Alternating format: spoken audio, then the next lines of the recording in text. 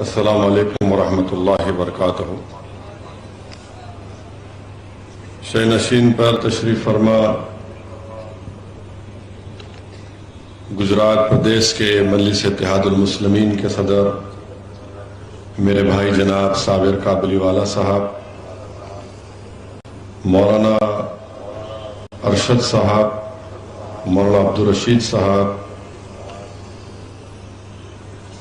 مولانا جناب مصطفیٰ بھائی صاحب، جناب طاہر بھائی صاحب، کلپیش بھائی صاحب، بلوند بھائی صاحب، پردیپ پرمار صاحب، بانسکانتا کے مجلس کے صدر حمزہ صاحب، پاٹن کے مجلس اتحاد المسلمین کے صدر امتیاز صاحب، معزز حاضرین اکرام، بزرگان ملت، میرے نوجوان ساتھیوں، میں آپ تمام کا شکریہ ادا کرتا ہوں کہ آپ نے اپنا قیمتی وقت نکال کر آج کے اس مجلس اتحاد المسلمین کے جلسے میں آپ نے شرکت کی۔ آپ اتنی بڑی تعداد میں اس جلسے میں آئے ہیں، میں آپ کا شکریہ ادا کرتا ہوں، اور مجھے یقین ہے کہ انشاءاللہ تعالی آپ لوگوں کی یہ والہانہ محبت ضرور انشاءاللہ تعالی ایک رنگ لائے گی، اور مجھے پورا یقین ہے کہ انشاءاللہ تعالی آپ لوگوں کی یہ وابستگی مجلس اتحاد المسلمین سے آنے والے اسمبلی اور ودھان سبھا کے چناؤ میں یہاں سے آپ اپنی دعاؤں سے، اپنی محنت سے، اپنی محبت سے مجلس اتحاد المسلمین کے امیدوار کو آپ کا ایک حقیقی نمائندہ بنا کر گجرات کی ودھان سبھا میں بھیجائیں گے۔ میرے عزیز دوستوں اور بزرگوں، میں آپ سے گزارش کرنے آیا ہوں کہ گجرات ودھان سبھا کے چناؤ آ رہے ہیں۔ میں آپ سے یہی بتانے آیا ہوں کہ آپ متحدہ طور پر اپنے کے کوٹ کا استعمال کریے، اور ظاہر ہے گجرات اور ملک کے حالات سے آپ مجھ سے بہتر واقف ہیں، مگر میں اپنی بات کو شروع کرنے سے پہلے کسی شاعر نے بڑا خوب کہا تھا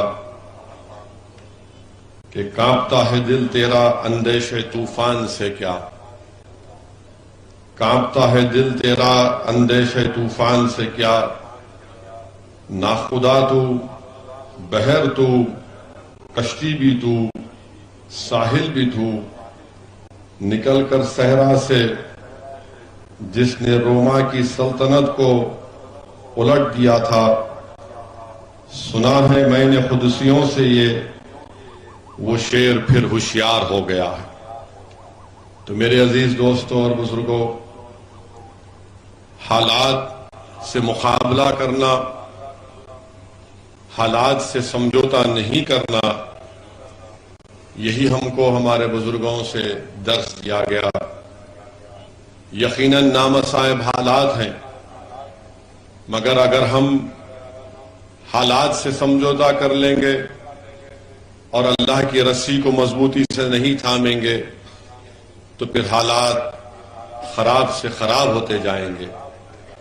اسی لیے ہم تمام کو یہ کوشش کرنی ہے کہ ہم اپنے رب سے اپنے رشتے کو مضبوط کریں اور حالات سے سمجھوتا نہیں کریں۔ حکمت کے نام پر بزدلی کے مظاہرے ہم اب نہیں کر سکتے۔ اب ہم جب دیکھ چکے ہیں کہ جو لوگ اس ملک سے ہماری تہذیب اور تمدن کو مٹانا چاہتے ہیں، ہم جان چکے ہیں ان کے ارادے کیا ہیں، تو میرے عزیز دوستوں اور بزرگوں، یاد رکھیے کہ اگر ہم ایسے حالات میں متحد ہو کر اپنی ووٹ کی طاقت کی بنیاد پر اپنے صحیح نمائندوں کو کامیاب کریں گے تو ہم اس طوفان کا رخ بدل سکتے ہیں۔ جو طاقتیں ہماری تہذیب اور تمدن کو مٹانا چاہتی ہیں، ہم ان کو ان کے اس ناپاک عزائم میں ان کو شکست دے سکتے ہیں۔ نمائندہ ہمارا چاہے کوئی مسلمان ہو، دلت ہو، یا ہمارا ہندو یا OBC بھائی ہو، نمائندہ ہمارا ہو جو ہماری تکلیف کو سمجھ سکے، جو ان خطرات کو ہم سے دور کر سکے، جو ایوان میں جائے تو ہماری آواز بن کر جائے، اور ایسا نہیں کہ جس پر ہم نے بھروسہ کیا، جس کے لیے ہم نے محنت اور قربانی کی، جس کے لیے ہم نے اپنا پیسہ اور پسینہ بہایا، وہ جیتنے کے بعد ہمارے بھروسے کو ٹھیس پہنچائے، بلکہ کامیابی کے بعد وہ ہم کو دھوکہ دے دے۔ تو اسی لیے میری آپ سے گزارش ہے کہ اب کے بار آپ مجلس اتحاد المسلمین کو ایک موقع دیجئے۔ برسوں آپ نے مختلف پارٹی کے مختلف کینڈیڈیٹ اور نیتاؤں کو کامیاب کیا۔ آج اسد الدین اویسی آپ کے سامنے آ کر میں آپ سے التجا کر رہا ہوں، گزارش کر رہا ہوں کہ آپ میری جھولی میں اپنے اتحاد کو ڈال دیجئے۔ میں آپ سے کوئی دولت مانگنے نہیں آیا ہوں، میں کبھی بھی کہ آپ سے کسی دولت کی مانگ کو نہیں کروں گا۔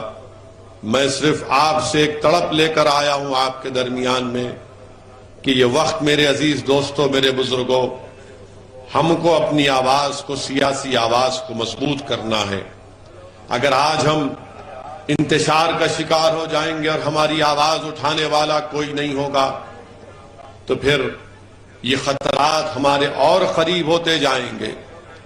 اس بات کو میں پہلے بھی یہاں پر کھڑے ہو کر آپ کے درمیان میں کہہ چکا ہوں اور پھر کہہ رہا ہوں، کسی پارٹی کو حکومت میں آنے سے روکنا یا اقتدار پہ آنے پہ روکنا یہ ہمارے بس کی بات نہیں ہے۔ یہ ایک تلخ حقیقت میں آپ کے سامنے بیان کر رہا ہوں، اور ہو سکتا کہ بہت سے لوگ میری اس بات سے خفا بھی ہوں گے، ناراض بھی ہوں گے، مگر میں سچائی کو بیان کر رہا ہوں۔ اگر میں جھوٹ بول کر آپ سے واہ حاصل کروں گا اور آپ بعد میں کہیں گے کہ شخص نے ہمارے درمیان میں کھڑے ہو کر ہم کو سبز باغ دکھایا، ہم کو سچائی اور حقیقت سے واقف نہیں کروایا۔ آپ جانتے ہیں کہ 30 سال سے بھاجپا کی سرکار گجرات میں بن رہی ہے۔ اس کا ذمہ دار کون ہے میرے عزیز دوستوں، میرے بزرگوں؟ کیا اس کا ذمہ دار اسد الدین اویسی اور صابر کابلی والا ہے؟ اس کا ذمہ دار اگر ہے تو کانگریس پارٹی ہے۔ آپ نے ان کو اس امید پر ووٹ دیا تھا کہ یہ فرقہ پرست طاقتوں کو روک پائیں گے، مگر میرے عزیز دوستوں اور بزرگوں، 30 سال ایک لمبا عرصہ ہو چکا ہے۔ 30 سال آپ نے جن پر بھروسہ کیا، اعتماد کیا، وہ تو آپ کے بھروسے کو نہ صرف توڑے بلکہ ہماری پیٹھ پر خنجر گھونپا۔ آپ دیکھتے ہیں کہ کانگریس میں اتنی اب طاقت نہیں رہی، گجرات ہو یا پورا دیش ہو، کہ وہ بھاجپا یا فرقہ پرست یا فاشسٹ طاقتوں کو روک سکے۔ 30 سال میں وہ روک نہیں پائے، اور آج جب مجلس اتحاد المسلمین گجرات کے انتخابات میں حصہ لے رہی ہے تو مجھ پر اور میری جماعت کے اراکین پر بوکھلاہٹ کا شکار ہو کر جھوٹے الزامات لگا دیے جاتے ہیں۔ میرے عزیز دوستوں اور بزرگوں، آج صبح میں معلوم ہوا کہ گجرات کی بھاجپا کی سرکار اس بات کا فیصلہ لیا ہے کہ وہ گجرات میں یونیفارم سول کوڈ بنانے کے لیے کمیٹی کو تشکیل دیں گے، یکساں سول کوڈ بنائیں گے۔ میں دیش کے پردھان منتری سے یہاں سے مخاطب ہو کر پوچھنا چاہ رہا ہوں، دیش کے پردھان منتری، آپ کیوں گجرات کی جنتا کو جھوٹ بول رہے ہیں؟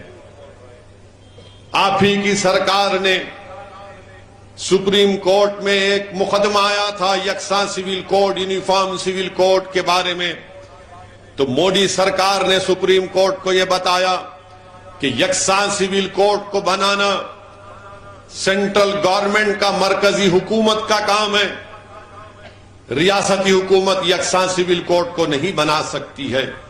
یہ سپریم کورٹ میں مودی کی حکومت نے سپریم کورٹ کو بتایا، اور آج یہاں پر گجرات میں بی جے پی کی سرکار، کیونکہ چناؤ ویدھان سبھا کے ہونے جا رہے ہیں، یہ اعلان کیا کہ ہم ایک کمیٹی بنائیں گے یکساں civil code, uniform civil code کے نام پر.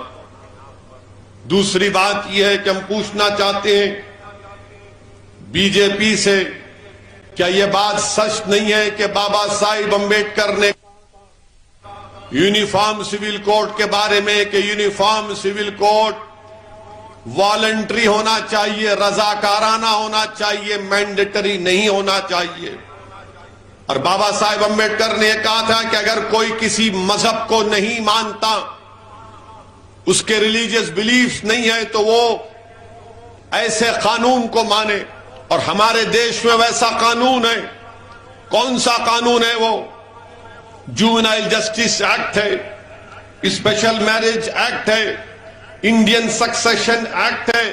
آپ یہ قانون استعمال کر سکتے ہیں جو کسی مذہب کو نہیں مانتے. مگر بھاجپا صرف اپنے ہندوتوا کے ایجنڈے کو لے کر آگے بڑھنا چاہتی ہے، اور چناؤ سے پہلے بھاجپا کی ہمیشہ یہ عادت رہی ہے کہ ان مسئلوں کو اٹھایا جائے تاکہ اپنی ووٹ کی راجنیتی کو یا پھر اپنے ووٹ کو حاصل کیا جائے. 2018 کا لا کمیشن، سپریم کورٹ کے ریٹائرڈ جج چوہان صاحب نے کہا تھا، اپنی رپورٹ میں کہا تھا کہ ملک میں یونیفارم سول کوڈ نیسیسری بھی نہیں ہے، نہ ڈیزائریبل ہے، نہ اس کی ضرورت ہے.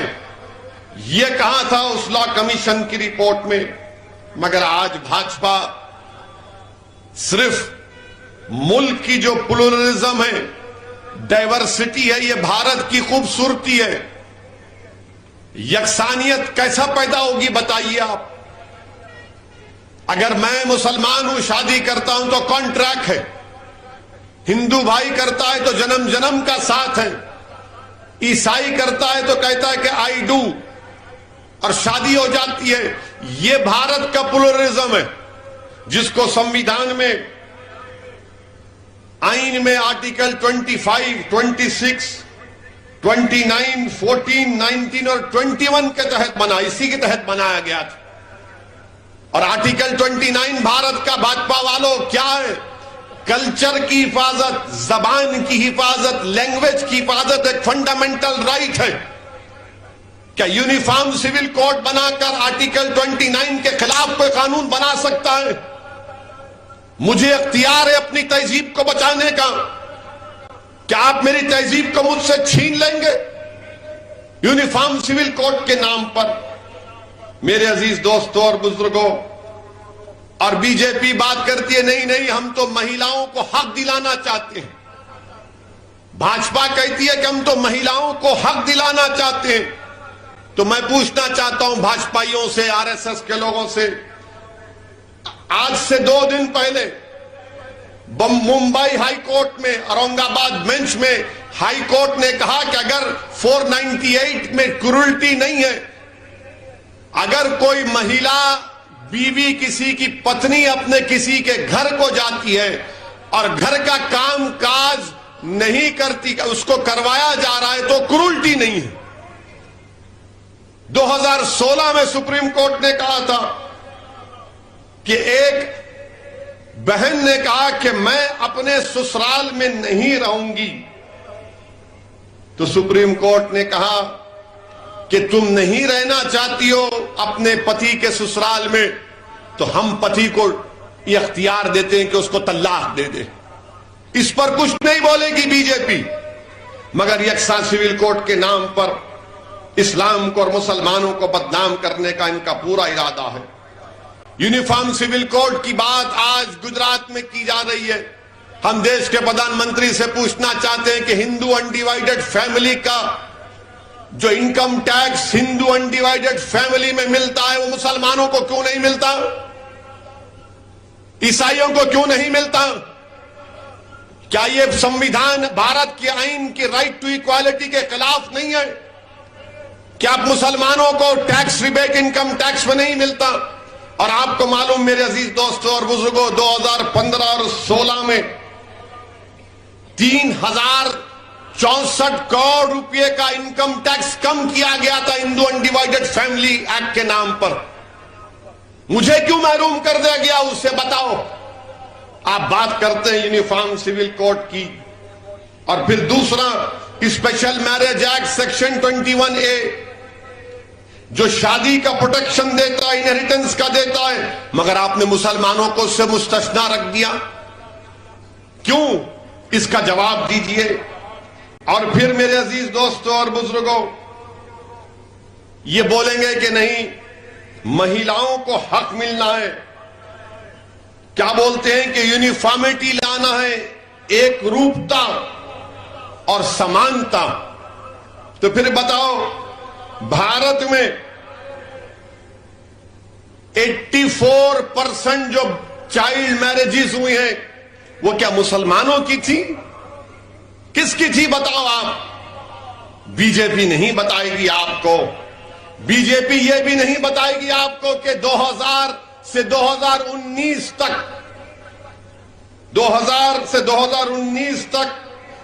90 لاکھ بچیاں فیمیل انفینٹیسائیڈ میں ماری گئیں. 90 لاکھ. کتنے مسلمان تھے بتاؤ اس میں بھاجپا والوں؟ تم یونیفارمٹی ایکوالٹی کی بات کرتے ہو, میں تم سے پوچھ رہا ہوں 2000 سے 2019 90 لاکھ بچیاں فیمیل انفینٹیسائیڈ میں ماری گئی ہیں. مسنگ کہتے ہیں ان کو, مسنگ ہے.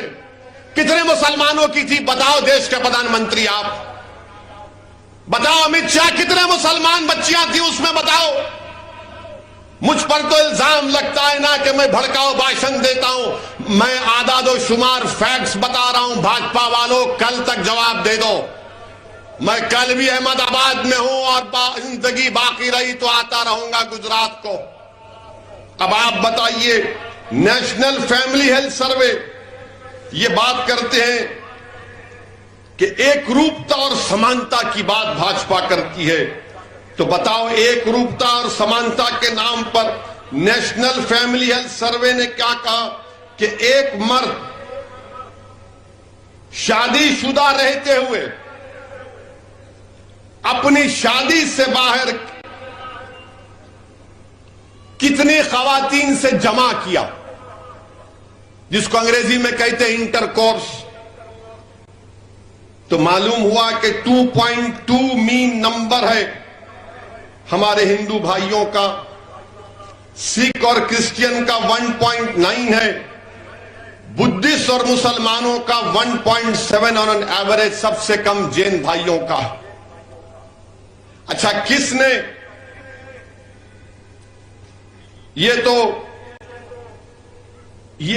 کس نے اپنا ایک پارٹنر چوز کیا, سیکشل پارٹنر, وہ 2.2 ہمارے ہندو بھائیوں کا ہے. اچھا جمع کس سے کیا؟ تو معلوم ہوا کہ 7.8 ہمارے بدھسٹ بھائی, ہندو بھائی 4%, کرسچین 3.8, مسلمان 2.6. بی جے پی مسلمانوں کو بدنام کرتی ہے کہ دبا کے 2 شادیاں 3 شادیاں کرتے ہیں. بی جے پی والے یہ نہیں جانتے کہ ہم ایک میں پریشان رہتے ہیں گھر میں, اسی لیے سب آ کر بیٹھے ہیں یہاں پر. بولتے نہیں 2 کرتے, 3 کرتے, 4. اچھا کتنے کرتے مسلمان, جس کو انگریزی میں بولتے پالیگمی؟ 1.9 مسلمان پالیگمی میں, ہمارے ہندو بھائی میں 1.2. کتنا فرق ہے؟ زیادہ نہیں ہے, مگر ایک فرق ضرور ہے. اگر کوئی مسلمان کی دوسری بیوی ہے تو وہ بیوی ہے, بیوی ہے نا, اور اس کو مینٹیننس ملتا ہے اگر وہ ناراض ہوتی ہے تو. اس پر نہیں بولیں گے. اب جس کے گھر میں بیوی ہے اسی کو معلوم کیا ہوتا ہے, جس کے پاس نہیں ہے اس کو کیا معلوم. تو یہ یونیفارم سول کوڈ کے بارے میں ہمارے گھر میں ہے, اس لیے مائیں بھاگ بھاگ کے گجرات کو. میرے عزیز دوستوں اور بزرگوں، یہ یونیفارم سول کوڈ اور پھر بھاجپا کے لوگ بولتے ہیں کہ مسلمان جو ہے بچے بہت پیدا کر رہے ہیں، بیویاں بہت ہیں، بچے بہت ہیں۔ اب یہ مودی سرکار کا ریکارڈ آپ کے سامنے رکھ رہا ہوں۔ T F R rate, total fertility rate مسلمانوں کا 1992 میں 4.4 تھا، وہ گر کر آج 2019-20 میں 2.2 ہو چکا ہے۔ سب سے زیادہ اگر ٹی ایف آر ریٹ کسی کا گرا ہے تو مسلمانوں کا گرا ہے، مگر ہم کو روز میڈیا کے ذریعے یہ بمبارڈ کیا جاتا ہے تم بہت بچے پیدا کر رہے ہیں۔ ارے کہاں پیدا کر رہے ہیں؟ یہ تمہارا ڈیٹا جھوٹا ہے کیا؟ مودی سرکار کا اعداد و شمار ہے۔ اور پھر ایک اور بات بولتے ہیں، آپ کو معلوم سب سے زیادہ کانٹرسپٹیو پلز کون کھاتے ہیں؟ مسلمان۔ یہ مودی سرکار نیشنل فیملی ہیلتھ سروے کا ڈیٹا ہے، کیونکہ اب چناؤ آ رہا ہے، یہ سب شروع ہو جائیں گے، یہ سب شروع ہو جائیں گے، تو ابھی سے بول رہا ہوں میں تاکہ ان کو معلوم ہو سکے۔ اور پھر گجرات میں کتنا ٹی ایف آر ریٹ مسلمانوں کا 2.1، ہمارے ہندو بھائیوں کا 1.8۔ اب آپ بتائیے، ایسا دکھاتے ہیں ٹی وی میڈیا پر مودی کے اشارے پر کہ پوری آبادی کے ذمہ دار ہم ہی ہیں، یعنی پوری آبادی جو دیش کی 130 کروڑ جنتا ہے وہ ہماری وجہ سے ہے۔ مانے ٹی ایف آر پھر کیا ہے بتائیے؟ گجرات کا بتا رہا ہوں۔ اور پھر آپ کو معلوم کہ 1000 مرد پر گجرات میں کتنی بچیاں ہیں؟ مسلمانوں میں 944 ہیں، ہمارے ہندو بھائیوں میں 916 ہیں۔ مودی جی ان پر کام کرو۔ آپ کی پارٹی صرف نفرت پھیلاتی ہے مسلمانوں کے بارے میں۔ یہ تمام اعداد و شمار اس لیے پیش کر رہا ہوں کیونکہ آج جب میں صبح میں آیا تو دیکھا، میں میڈیا والے ہم سے سوال بھی کیے، تو میں اس لیے کہا کہ آپ کے درمیان میں کھڑے ہو کر میں اور کھل کر آپ کو بتا سکوں کہ کیا معاملہ ہے۔ میرے عزیز دوستوں اور بزرگوں، دوسری اہم بات میں آپ سے عرض کرنا چاہ رہا ہوں کہ آپ کو اپنی ایک سیاسی آواز بہت ضروری ہے۔ اگر آج آپ اپنی سیاسی آواز کو نہیں پہنچائیں گے تو پھر یاد رکھیے ہم کو اسی طرح سے ہم سے ناانصافی ہوتی رہے گی۔ آپ جانتے ہیں کہ آپ نے پچھلے چناؤ میں یہاں سے آپ نے ایک انڈیپینڈنٹ آزاد امیدوار کو، جناب جگنیش صاحب کو آپ نے کامیاب کیا تھا۔ آپ نے کانگریس کو کامیاب نہیں کیا تھا، آپ نے ایک انڈیپینڈنٹ آواز کو، ایک نمائندے کو کامیاب کیا تھا۔ اگر کانگریس کو ووٹ دینا تھا تو پھر جناب جگنیش کامیاب نہیں ہوتے تھے، مگر آپ سے ووٹ حاصل کیا۔ آپ نے اپنا ہر چیز محنت کی، قربانیاں دی، اپنے جیب سے پیسہ لگایا، اور اس کے بعد کامیابی کے بعد وہ وڈگام کی جنتا کو دھوکہ دے کر، ان کے دلوں کو توڑ کر وہ کانگریس پارٹی کے ساتھ چلے گئے۔ میری آپ سے گزارش ہے کہ آپ اس بار مجلس کے امیدوار کو کامیاب کریے۔ اور مجلس کا امیدوار کون ہوگا جناب صابر بھائی صاحب اس کا طے کریں گے، مگر مجھے یقین ہے کہ یہاں کے ذمہ داروں سے مشورہ بھی کریں گے۔ آج شام میں علماء سے ہماری میٹنگ ہوئی تھی، معزز علماء کرام سے، ان کے سامنے بھی میں نے یہ گزارش کی کہ آپ بتائیے، آپ اپنی رائے دیجئے، اور مجھے یقین ہے کہ جناب صابر بھائی آپ تمام لوگوں سے مشورہ کریں گے۔ آپ نے جس کو کامیاب کیا، انہوں نے اس ویدھان سبھا کے لیے، اس اسمبلی حلقے کے لیے کیا ڈیولپمنٹ کا کام کیا۔ یہاں پر ہیلتھ سینٹر برابر نہیں ہے، گورنمنٹ کے اسپتال برابر نہیں ہے، ڈرینیج لائن کا ناقص انتظام ہے، کچروں کے ڈھیر لگے ہوئے ہیں۔ میری آپ سے گزارش ہے کہ آپ مجلس کو ایک موقع دیجئے۔ میں نے علماء کرام کے سامنے کھڑے ہو کر اس بات کو کہا، اور آج بھی کہہ رہا ہوں کہ اگر اللہ نے چاہا کہ یہاں سے مجلس کا نمائندہ کامیاب ہوگا تو انشاءاللہ تعالی میری کوشش ہوگی کہ میں وقتاً فوقتاً آپ کے درمیان میں اس نمائندے کو لے کر آؤں، آپ سے بات کروں اور پوچھوں اس سے کہ بھائی کیسا کام ہو رہا ہے۔ یہاں سے ہمارا امیدوار کامیاب ہوگا تو میں وڈگام کی ترقی کی ذمہ داری اسد الدین اویسی لیتا ہے۔ آپ میرا یقین کریے اور آپ متحد ہو کر آپ مجلس کے نمائندے کو کامیاب کریے۔ میرے عزیز دوستوں اور بزرگوں، لوگ اکثر یہ پوچھتے ہیں ہم سے کہ بھائی گجرات میں 3 مسلم اقلیت کے الپسنکھیک سماج کے لوگ کامیاب ہوئے۔ میں ان سے کہنا چاہ رہا ہوں کہ 3 پر کیوں رک جاتے ہیں آپ؟ جتنی الپسنکھیک سماج کی گجرات میں آبادی اتنی ہمارے پٹیل بھائیوں کی آبادی ہے۔ ان کے 40 سے زائد ان کے ودھائک کامیاب ہو سکتے ہیں، تو ہم کیا صرف 3 کے لالی پاپ کو کب تک چوستے رہیں گے؟ میرے عزیز دوستوں اور بزرگوں، جب تک آپ کی کوئی سیاسی آواز نہیں ہوگی آپ کی تکلیف کو بھی نہیں دیکھا جا سکتا۔ مثال کے طور پر اگر یونیفارم سول کوڈ کو لانے کی بات گجرات میں بھاجپا کر رہی ہے تو ان سے ہم پوچھنا چاہتے ہیں پھر گجرات سے ڈسٹربڈ ایریاز ایکٹ کیوں نہیں نکالتے آپ؟ یکسانیت اگر پیدا کرنا ہے تو نکالو۔ اگر کوئی مسلمان گھر خریدنا چاہتا ہے تو کلیکٹر ڈی ایم سے پرمیشن نہیں ملتا۔ یکسانیت اس میں نہیں ہے، یکسانیت یونیفارمٹی اس میں نہیں ہے کہ مسلم علاقوں میں کوئی ڈیولپمنٹ نہیں ہوتا ہے، کچرے کے انبار لگا دیے جاتے ہیں۔ ارے یکسانیت اس میں پیدا کرو نا۔ یونیفارمٹی اگر پیدا کرنا ہے، یکسانیت پیدا کرنا ہے تو انصاف میں یکسانیت پیدا کرو۔ تم انصاف میں بھی یکسانیت نہیں پیدا کر سکتے۔ جن بچوں کو کھیڑا میں لا کر مارا گیا کیا ان مسلمانوں کی عزت نہیں تھی؟ اگر انہوں نے جرم کیا تو پھر پولیس کس لیے ہے، کورٹ کس لیے ہے، جیل کس لیے ہے، آئی پی سی کس لیے ہے، سی آر پی سی کس لیے ہے؟ مگر اگر ان بچوں نے گناہ کیا تو آپ نے مسلم علاقے میں ان بچوں کو لا کر سرے بازار مجمع کو بٹھا کر ان کا ایک تماشا بنایا گیا، ان کی بے عزتی کی گئی، ان کو لٹھوں سے مارا گیا۔ واہ مودی جی، یہی تو آپ کا سب کا ساتھ، سب کا وکاس اور سب کا پٹائی کا معاملہ۔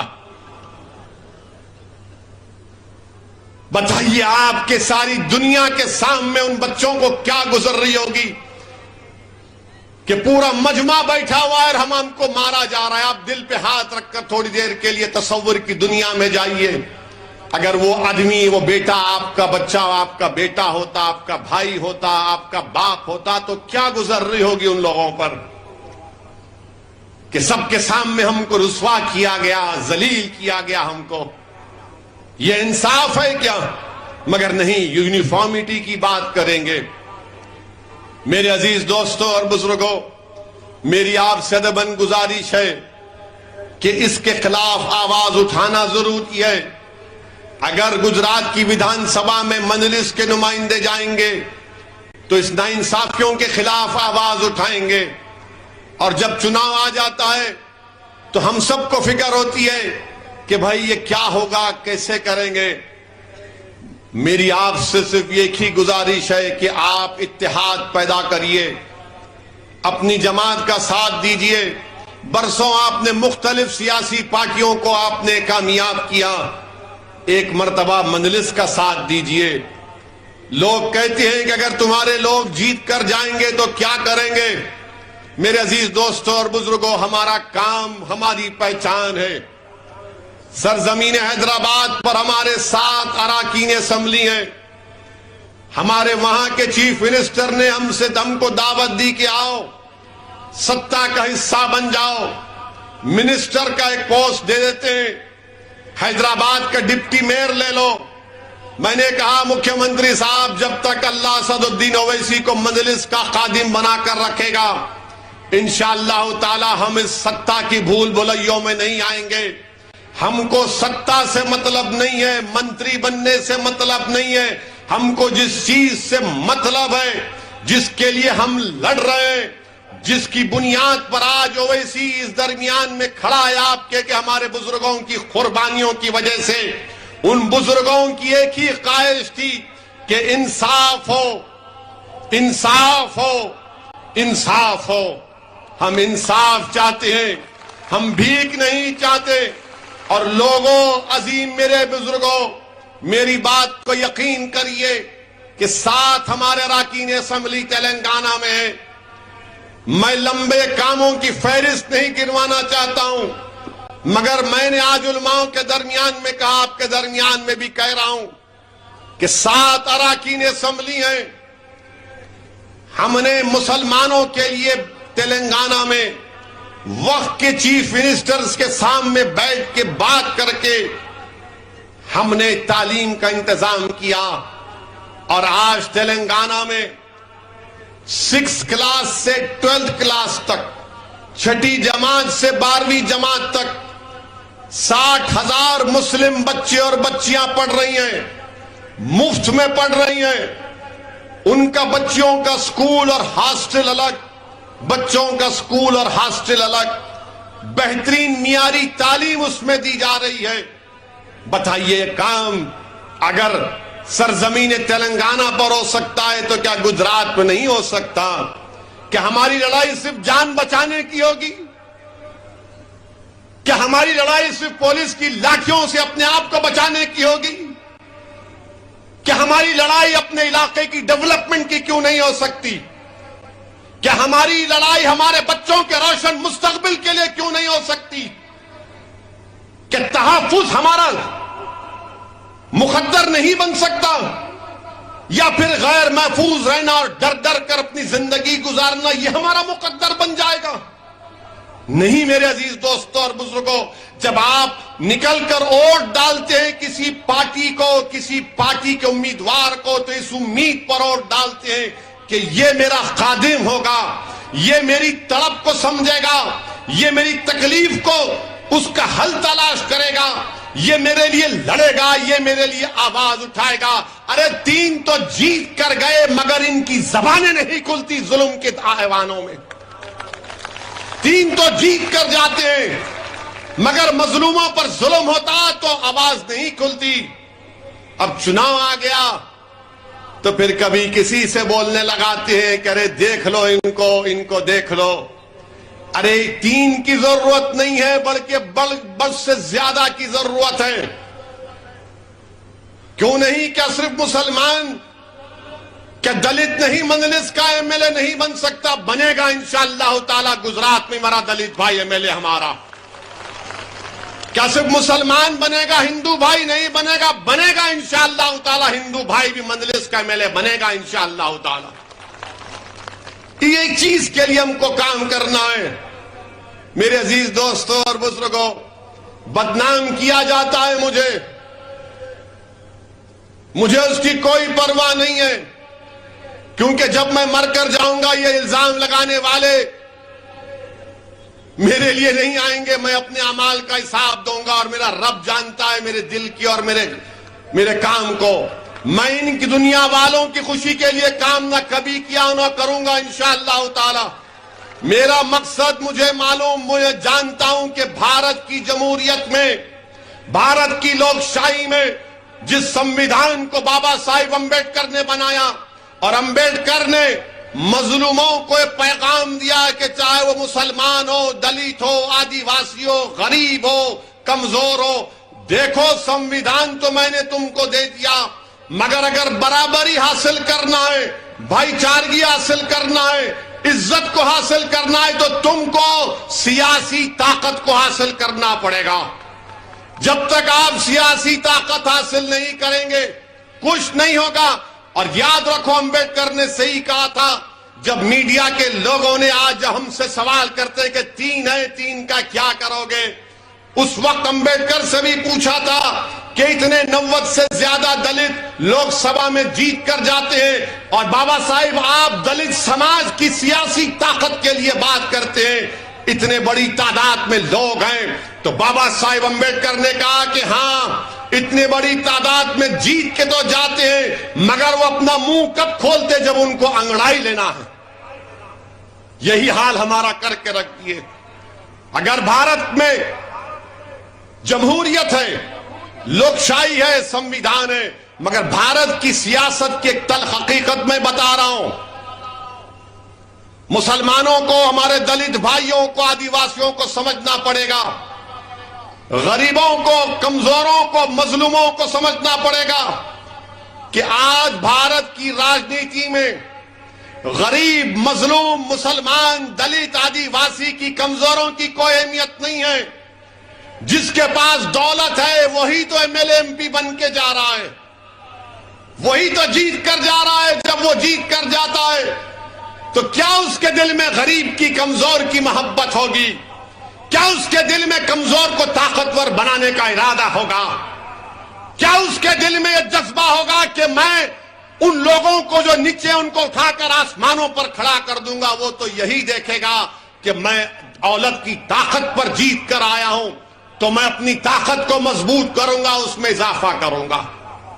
میں بھارت کے مسلمانوں سے اپیل کر رہا ہوں, سن لو میری اس بات کو. آپ کو شاید پسند نہ آئے مگر سچائی بیان کر رہا ہوں کہ آج بھارت کی راجنیتی میں مسلمانوں کی کوئی اہمیت نہیں ہے, کوئی اہمیت نہیں ہے.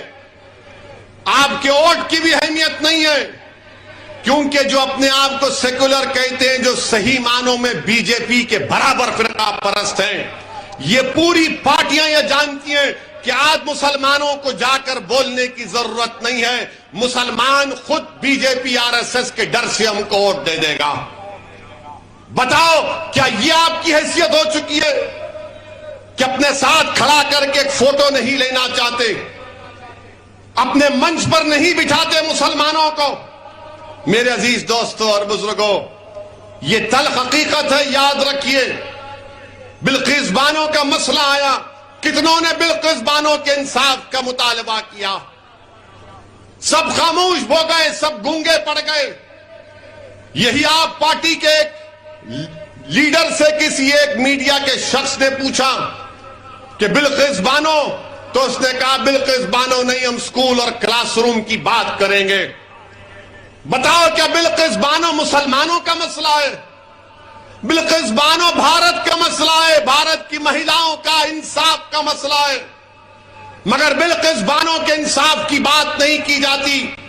اس لیے نہیں کی جاتی کہ مسلمان ہیں, اور جب میں بولتا ہوں تو مجھے بدنام کیا جاتا ہے. اور جو لوگ گونگے بن جاتے ہیں, جو لوگ خاموش ہو جاتے ہیں, اور الیکشن جب آتا ہے تو آپ ان کو ووٹ دیتے ہیں اور مجھے سزا دیتے ہیں.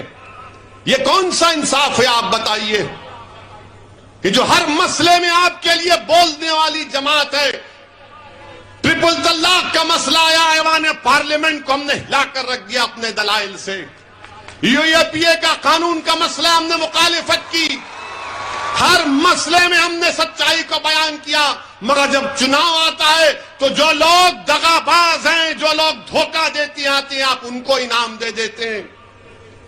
آپ کا اختیار ہے, آپ دو. اگر آپ سمجھتے ہیں کہ سچائی کو بیان کرنے کے اوپر, بلقیس بانو کے انصاف کے اوپر اویسی کو سزا ہم دیں گے تو دو, آپ میرے بھائی ہیں, میں آپ کا خادم ہوں. اگر آپ یہ سمجھتے ہیں کہ بچوں کو لا کر سرے بازار پیٹا گیا اور اس بچوں کی تکلیف کو بیان کیا اویسی نے, تو ہم اس کو سزا دیں گے, اور جو خاموش بیٹھے ہوئے تھے ہم ان کو انعام دیں گے, تو دو, یہ آپ کا جمہوری حق ہے. مگر میرے عزیز دوستوں اور بزرگوں, جو لوگ خاموش ہیں وہ آپ کا مذاق اڑا رہے ہیں, جو لوگ خاموش ہیں وہ آپ کا استحصال کر رہے ہیں, جو لوگ خاموش ہیں وہ آپ کی بربادی کے افسانے پلاننگ بنا رہے ہیں, جو لوگ خاموش ہیں وہ ہمیشہ کے لیے آپ کو خاموش کرنا چاہتے ہیں. اسی لیے یہ دیوان آپ کے درمیان میں کھڑے ہو کر پکار کر کہہ رہا ہے کہ بھارت کی لوکشاہی میں اگر انصاف کو حاصل کرنا ہے, اپنے حق کو حاصل کرنا ہے, جس کا ذمہ, جس کی گارنٹی بھارت کے سمویدھان نے ہم کو دی ہے, تو کیا خاموش بیٹھنے سے ہوگا؟ اٹھو, ایک کوہرام مچا دو. میرے عزیز دوستوں اور بزرگوں, یہی بات مجھے آپ تک کہنا تھا کہ آپ اپنے ووٹ کی اہمیت کو سمجھیے. مجلس کا ساتھ دینا نہیں دینا یہ آپ کا جمہوری اختیار ہے، مگر میرا کام یہ ہے کہ آپ کے درمیان میں کھڑے ہو کر میں آپ کے سامنے ان باتوں کو رکھوں، آپ سے التجا کروں، آپ کو سمجھانے کی کوشش کروں. میرے الفاظ میں اتنی طاقت نہیں ہے، میں گناہگار ہوں کہ آپ کے دل کو موڑ سکوں، مگر میرا ایمان یہ کہتا ہے، میرا ماننا یہ ہے کہ دلوں کو موڑنے والا رب کائنات ہے. اللہ ہی آپ کے دلوں کو موڑے گا انشاءاللہ تعالی، اللہ ہی آپ کے دلوں کو موڑے گا. میرے عزیز دوستوں اور بزرگوں، آج بھاجپا کے پاس دکھانے کے لیے کوئی مدعا نہیں ہے. مہنگائی آسمانوں کو چھو رہی ہے، پیٹرول ڈیزل اتنا مہنگا ہو چکا ہے کہ لوگ پریشان ہیں. نوجوانوں کا، یواؤں کا بے روزگاری ان کا مقدر بن چکا ہے، نوکری نہیں مل رہی ہے. تو دیش کے پردھان منتری آ کر کہتے ہیں کہ ہم یونیفارم سول کوڈ کے لیے کمیٹی بنائیں گے. دیش کے پردھان منتری نہ یواؤں کو روزگار کی بات کرتے ہیں. ایک فنکشن کیے تھوڑے دن پہلے وعدہ کیے تھے کہ ہر سال 2 کروڑ نوکریاں دوں گا. اب 2 کروڑ سے کم کر کے آ گئے کہ 2024 تک 10 لاکھ دوں گا. ہائے مودی جی، کتنا جھوٹ بولتے ہیں آپ، کتنا لمبا چھوڑتے ہیں آپ. ایک بار دیش کے پردھان منتری سعودی عرب گئے تھے. سعودی عرب گئے تو وہاں پر وہ ریاض میں وہ سعودی بھی ان کو دکھائے، وہ ان کا وہ قلعہ پرانا اور ایک توپ دکھائے. دیش کے پردھان منتری نے اپنی من کی بات میں کہا تھا کہ کبھی کبھی مذاق کرنا چاہیے. تو دیش کے پردھان منتری کی بات پہلی مرتبہ میں سن کر مذاق کر رہا ہوں، دل پہ مت لو RSS والوں. تو وہ شیخ نے، سعودی شیخ نے پردھان منتری کو توپ دکھائی. پردھان منتری ماشاءاللہ ہر چیز کا گہرائی سے جائزہ لیتے ہیں. اینک کو یوں کر کے اطراف میں پھرے اور اس سعودی شیخ سے پوچھے کتنا دور پھینکتی.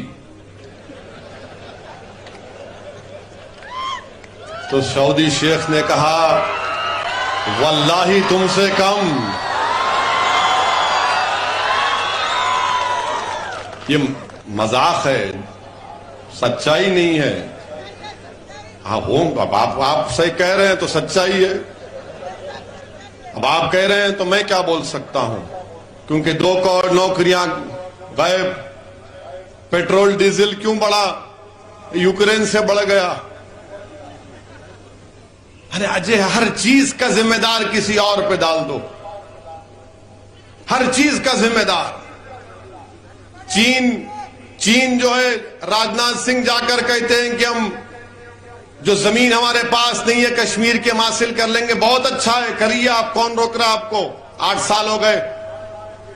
مگر جو زمین چین قبضہ کر کے بیٹھ گیا 1000 کلومیٹر، ڈیپسانگ ڈیمچاک ہمارے ہاں پاس نہیں ہے. جو ہمارے لوگ جانور کو لے کر سردیوں میں پہاڑوں کے اوپر جا کر اپنے جانور کو گھاس کھلاتے تھے، وہ پکار کر کہہ رہے ہیں کہ 10 گاؤں ہم نے کھو دیے، 10 کلومیٹر چین اندر گھس گیا. مگر بھاجپا کے چاہنے والے بولتے نہیں، ویسی جھوٹ بول رہا، مودی 56 انچ کا ہے.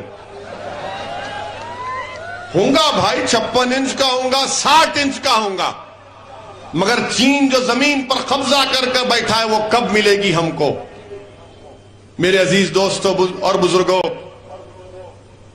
غربت، پاورٹی گجرات میں بہت زیادہ بڑھ گئی، مگر اس کا بھی کوئی ذکر نہیں ہوتا. اب چناؤ آ رہے ہیں تو شروع ہو جائے گا پرانا باجا، شروع ہو جائے گا. نفرت پیدا کرو، ڈراؤ ملاؤں سے، داڑھی والوں سے ڈراؤ، حجاب کی بچیوں حجاب پہننے والوں کے بچیوں سے ڈراؤ، ہر چیز سے ڈراؤ. میرے عزیز دوستوں اور بزرگوں، یہ وطن عزیز ہمارا تھا، ہے اور رہے گا انشاءاللہ تعالی. آج ہم اس وطن عزیز کے آزادی امرت اتسو کے 75 سال منا رہے ہیں، اور تاریخ گواہ ہے اور صبح قیامت تک یہی تاریخ رہے گی کہ انگریزوں سے جنگ کی لڑائی، آزادی کی لڑائی 1920 میں نہیں شروع ہوئی تھی، بلکہ ٹیپو سلطان کی شہادت سے جنگ کا آغاز ہوا۔ جنگ پلاسی میں سراج الدولہ کی قربانی سے آغاز ہوا، اور پھر سن 57 میں ہمارے علماء کرام نے انگریزوں کے خلاف جہاد کا فتویٰ دیا تھا، اور نہ صرف فتویٰ دیا بلکہ انگریزوں کے خلاف فتویٰ دے کر علماء کرام نے اپنی جانوں کو قربان کر دیا۔ اگر آج بھارت کو انگریزوں سے آزادی ملی تو اس میں مولانا محمود الحسن، ان کی قربانی کو کوئی نہیں بھول سکتا کہ مالٹا کی جیل میں سردیوں کے موسم میں 4 مہینے اس جیل کے ایک میدان میں ان کو قید کر کے رکھ دیا گیا تھا۔ ملک سے کتنی دور ہے مالٹا؟ آج بھی پلین سے جائیں گے تو کم سے کم 12 سے 13 گھنٹے لگ جائیں گے۔ ہمارے بزرگوں نے مالٹا کی جیلوں میں مصائب کو برداشت کیا، کالا پانی کی سزائیں برداشت کی۔ بتاؤ کس لیے؟ اس دن کے لیے کہ ہمارے روڈ پہ لا کے ہمارے بچوں کو مارا جائے گا۔ میری شکایت آپ سے ہے، اگر ان علماؤں کی قربانیوں کو آپ بھلا چکے ہیں تو پھر کوئی بات نہیں، مگر ہم اپنے بزرگوں کی قربانی کو نہیں بھلا سکتے۔ اگر آج ہم آزادی سے سانس لے رہے ہیں، یہ ہمارے علماؤں کی محنت، ان کی قربانی، ان کا صدقہ ہے۔ انہوں نے سب کچھ قربان کر دیا اپنا، اور ہم یہ اپنی آنکھوں کے سامنے دیکھ رہے ہیں کہ جس نے مالٹا کی جیل میں سردی کے موسم میں جیل کے میدان میں 4 مہینے گزارا، آج انہی کے جانشین دیکھ رہے ہیں کہ ان کی بیٹی کی عصمت ریزی کرنے والوں کو سرکار چھوڑتی ہے سنسکاری ہونے کے نام پر۔ بتاؤ، یا یہی ہم اسی لیے آزادی کا امرت اتسو منا رہے ہیں؟ یہی ہم خراج عقیدت پیش کر رہے ہیں ان آزادی کے عظیم مجاہدین کو جنہوں نے انگریزوں کے خلاف اپنا سب کچھ قربان کر دیا؟ اسی لیے قربان کیا تھا جنہوں نے پاکستان کے 2 نیشن تھیوری کو ریجیکٹ کیا، مسترد کیا، بھارت کے کمپوزٹ کلچر کی بات کی تھی۔ یہ بھارت کا کمپوزٹ کلچر ہے کہ روڈ پہ لا کر بچوں کو مارا جائے، شک کی بنیاد پر گھروں کو توڑ دیا جائے، یہ کمپوزٹ کلچر ہے۔ رد پاکستان کی کتاب لکھنے والے حسین احمد مدنی کے بارے میں تم کیا کہو گے؟ جن پر کیا کیا الزام نہیں لگائے گئے، حملے کیے گئے، ان کی روحیں تڑپ رہی ہوں گی اس بھارت کو دیکھ کر۔ میرے عزیز دوستوں اور بزرگوں، کیا ہم صرف تڑپیں گے اور صرف آنکھ میں آنسو لا کر اپنے گھر میں جا کر سو جائیں گے؟ نہیں، میں آپ سے اپیل کر رہا ہوں کہ ان علماؤں کو زندہ رکھنا ہے، وہ مرے نہیں، وہ دنیا سے ضرور گئے مگر ہمارے دماغوں میں ان کی قربانیاں آج بھی زندہ اور کل بھی رہیں گی۔